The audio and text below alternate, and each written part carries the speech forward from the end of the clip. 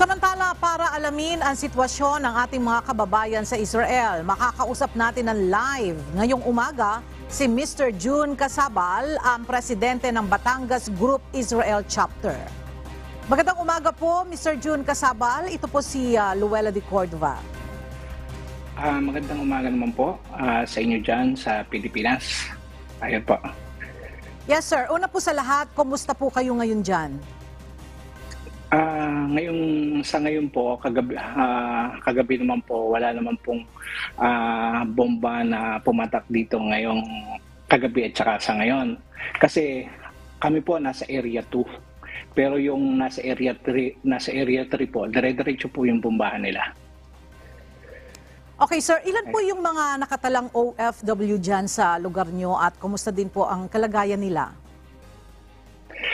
Dito po sa lugar namin, medyo safe naman po kung ikukumpara sa Area 3. Kasi ang Area 3 po talaga yung pinakasentro ng gera. Ayun po. Ano po yung nature ng trabaho ng mga Filipino workers dyan? Caregiver po kami lahat dito. Ayun po. Okay. Meron po bang kayong contingency plans o ang abiso man lang ang Israeli government sakaling lumala pa ang sitwasyon? Ayun nga po, binibigyan po kami ng advice na ihanda yung mga importanteng dokumento, tapos maghanda ng tubig, mga flashlight, kasi nga may kumakalat na mensahe na baka mawalan kami ng kuryente at tubig dito. Okay. Sir, meron po bang nagpahiwatig na nais nilang bumalik sa Pilipinas?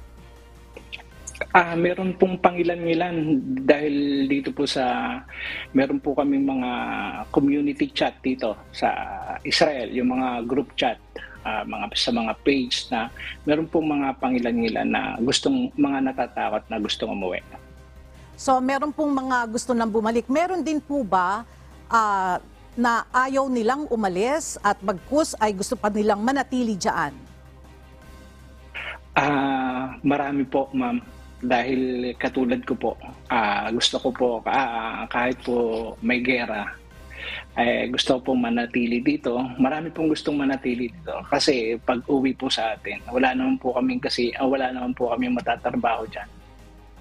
Sir, gusto ko lang po malaman, ano po ba ang inyong trabaho dyan?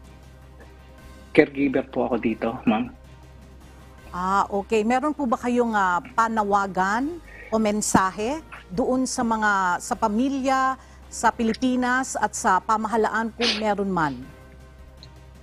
Yun po, ang aking pong panawagan lamang sa mga kamag-anak na mga nandito sa Israel.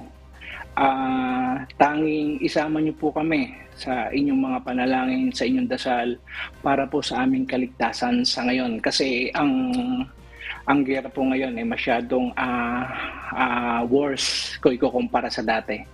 At doon po sa gobyerno, sa ating gobyerno, salamat po sa suporta ng embahada. Hindi naman po tumitigil ang embassy sa pagtulong sa mga Pilipino. Mr. Casabal, kayo po ba ay mismo na-contact nyo na ang inyong pamilya? Opo, time to time po, tumatawag po ako or tumatawag po sila sa akin. Okay, kumusta naman po ang linya ng komunikasyon dyan? Okay naman po ang linya ng komunikasyon dito kasi kami naman po, ang Israel po kasi para sa kalinawan ng ating mga kababayan diyan sa Pilipinas. Ang Israel ay merong Area 1, Area 2, Area 3. Yung pong sa Area 3, yun po, nandun po yung gera. Ayan po. Sir, doon po ba sa inyong paligid, meron ba kayong naririnig na pambobomba o pag-atake dyan? Lagi pong nagbobomba. Kagabi lang po medyo tahimik. Pero noong nakaraang araw, wala pong tigil yung sirena at saka yung bomba. Kasi pagka po sumirena, kinakailangan within 5 minutes nandun ka na sa bomb shelter. Ayun po. Okay. Paano po yung inyong pagkain? Kayo po ba ay nakalalabas pa rin ng inyong tahanan? Sa ngayon po, magmula po na nag-start yung gera, hindi na po kami makalabas kasi parang ghost town yung nakaraang araw, parang ghost town yung aming lugar. Pag lumabas ka, wala talagang sasakyan, walang tao, napakatahimik, nakakatakot. Ayun po. Alright, maraming salamat po Mr. June Casabal, ang presidente ng Batangas Thank you. Group Israel Chapter, at dalangin po namin ang inyong kaligtasan ng ating mga kababayan dyan sa Israel. Maraming salamat din po sa inyo.